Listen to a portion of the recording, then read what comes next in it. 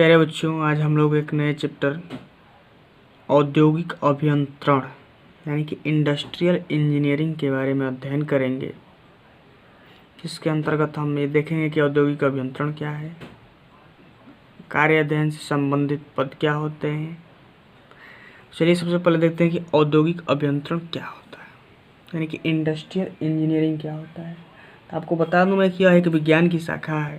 जो औद्योगिक अभियंत्रण होता है यह एक विज्ञान यानी कि साइंसेस CIENC साइंस की शाखा है। यह एक विज्ञान की शाखा है जिसके अंतर्गत जटिल प्रक्रमों एवं प्रणालियों को सरलीकृत किया जाता है।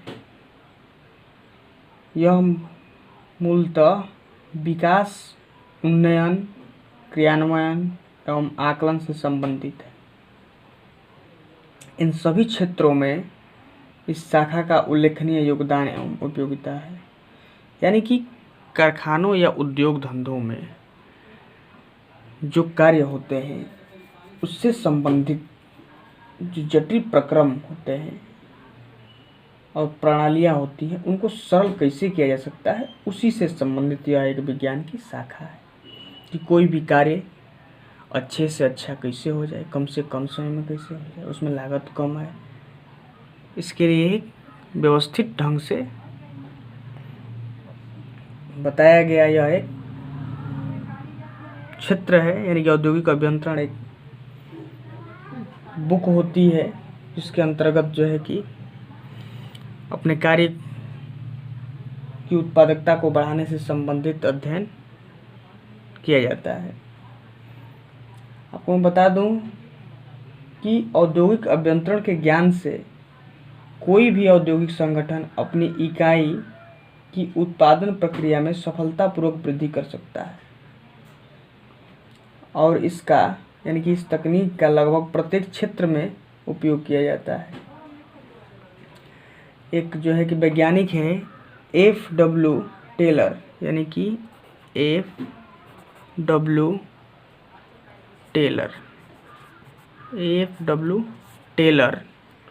इन्होंने तो उत्पादकता को उद्योगों की आवश्यकता माना है।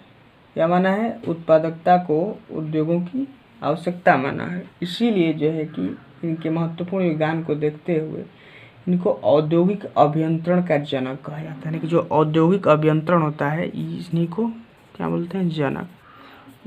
F.W. टेलर को औद्योगिक अभियंत्रण का जनक माना जाता है। कुशल एवं दक्ष इंजीनियरों के निरंतर प्रयासों से इस शाखा में निरंतर सुधार संभव हुए तथा उच्चीकृत व उपयोगी परिणाम सामने आए हैं। अब जो है कि देखते हैं औद्योगिक अभियंत्रण से संबंधित तकनीक, यानी कि औद्योगिक अभियंत्रण में किन किन मुख्य टॉपिकों पर जो है कि अध्ययन किया जाता है।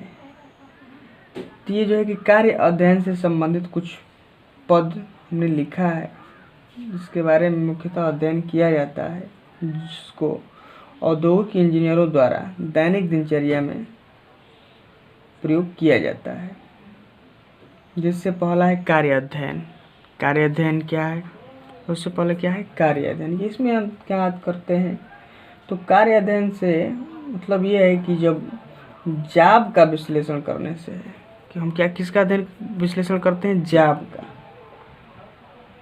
कि जाब के लिए उचित विधि कौन सी है तथा उसके पूर्ण होने वाले समय का पहले हम निर्धारण करते हैं। यानी कि इसको बनाने में कितना समय लगेगा, इसीलिए कौन सी विधि उपयुक्त है, इसका अध्ययन कार्य अध्ययन में करते हैं। फिर विधि अध्ययन, इसके अंतर्गत जो है कि हम किए जाने वाले कार्यों के प्रस्तावित तरीकों तथा उपलब्ध महत्वपूर्ण परीक्षणों की व्यवस्थित रिकॉर्डिंग रखते हैं और इसके द्वारा अधिक प्रभावी विधियों का विकास करके इन्हें सरलतापूर्वक लागू तथा लागत को कम किया जाता है। इसमें क्या करते हैं? जो इनपुट होते हैं उपयोग किए जाने वाले, जैसे श्रमिक है, मशीन मटेरियल है, धन है, समय है, तो सूचना में सुधार किया जाता है। लेआउट में सुधार किया जाता है कि मशीन कहाँ कहाँ लगाई गई है इसमें सुधार किया जाता है। प्लांट तथा उपकरणों के डिजाइन में सुधार किया जाता है, सुरक्षा मानकों तथा तरीकों में सुधार किया जाता है, उत्तम कार्य प्रणाली का विकास किया जाता है। कार्य मापन क्या है? कार्य मापन यानी कि यह तकनीकों का वह अनुप्रयोग है जिसमें एक शिक्षित श्रमिक द्वारा कार्य की परिभाषित तथा या प्रदर्शन के परिभाषित स्तर पर कार्य को आगे ले जाने के उद्देश्य के लिए डिजाइन किया जाता है।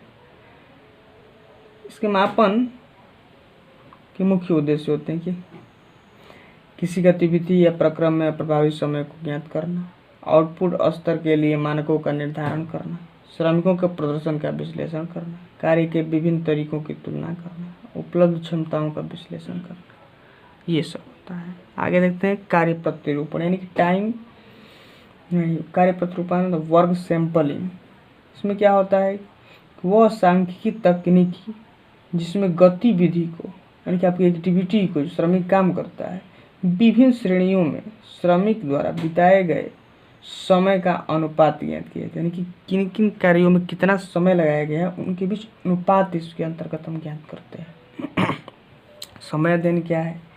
इसमें क्या करते हैं कि निश्चित विशिष्ट कार्य में लगने वाले समय को मापने की तकनीक द्वारा, यानी कि यह एक समय मापने की तकनीक है जिसके द्वारा हम क्या करते हैं कि श्रमिक द्वारा किसी कार्य को पूरा करने में लगे समय का विश्लेषण करते हैं। योग्य श्रमिक किसको कहेंगे भाई? तो वह श्रमिक जिसने कार्य के दौरान क्षमता, ज्ञान, संबंधित तत्वों की मात्रा तथा सुरक्षा के संतोषजनक मानकों का अपने अंदर समावेश किया हो, क्या कहलाता है? योग्य श्रमिक की श्रेणी में। आगे देखते हैं कार्य चक्र क्या है। किसी कार्य को करने में आवश्यक तत्वों का क्रम, यानी कि किस क्रम में कौन सा कार्य करना है, वही क्या कहलाता है? कार्य चक्र। इसके अंतर्गत हम विभिन्न अवसरों पर उपलब्ध सामयिक तत्वों को भी सम्मिलित करते हैं। रेटिंग क्या है? तो मानक गति को ध्यान में रखकर, यानी कि किसी काम को करने के लिए जो एक मानक गति होती है उस गति को ध्यान में रख करके कि इसी स्पीड से हम काम कर सकते हैं, किसी निरीक्षक द्वारा किसी श्रमिक द्वारा किए गए कार्य का विश्लेषण करना क्या कहलाता है? रेटिंग कहलाता है। मानक प्रदर्शन क्या है? मानक प्रदर्शन के बारे में कहा जाए तो किसी श्रमिक की वह आउटपुट दर है जिससे वह श्रमिक स्वाभाविक रूप में बिना किसी अतिरिक्त कार्यभार के औसत रूप निर्धारित समय में अर्जित करता है। कार्य विशिष्टियाँ क्या होती हैं? कार्य विशिष्टियाँ जो है कि किसी कार्य का विवरण संबंधी लिखित प्रमाण होता है। ये क्या है? एक लिखित प्रमाण होता है। जो कार्य विशिष्टियाँ होती हैं यह एक लिखित प्रमाण होता है जिसमें कार्यस्थल का लेआउट, कहाँ पर कौन सी मशीन लगाई जानी है, मशीन का विवरण, कौन सी मशीनें लगाई गई हैं, उपयुक्त औजार व उपकरण तथा श्रमिक के दायित्वों का उल्लेख किया जाता है। यानी कि एक प्रकार का लिखित प्रमाण होता है कार्य विशिष्टियाँ, जिसके अंतर्गत ये सब लिखा गया होता है। इसके अंतर्गत कार्य संबंधी मानक समय तथा अनुमान्य समय को भी सम्मिलित किया जाता है। चलिए, वीडियो देखने के लिए धन्यवाद। कल जो है कि हम लोग देखेंगे तकनीकी प्रपत्र।